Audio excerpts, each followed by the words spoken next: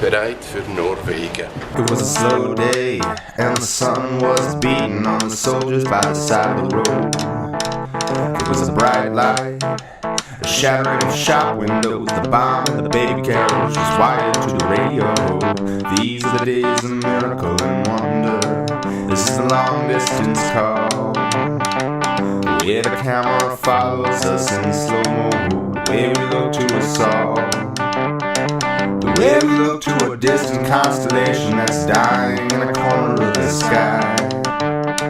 These are the days of miracle and wonder. And don't cry, baby, don't cry, don't cry.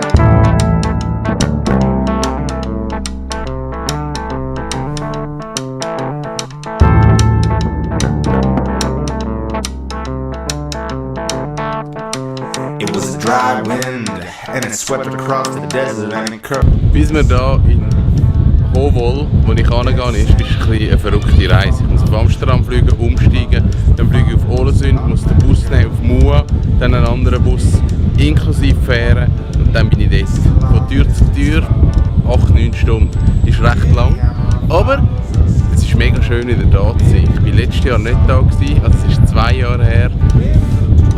Es ist mega schön, da so viele gute Erinnerungen da, so viele gute Momente. Und ich hoffe, ich kann euch das im Vlog zeigen, wie es da aussieht. Ich habe Freude, dass ich da bin. Don't cry, no.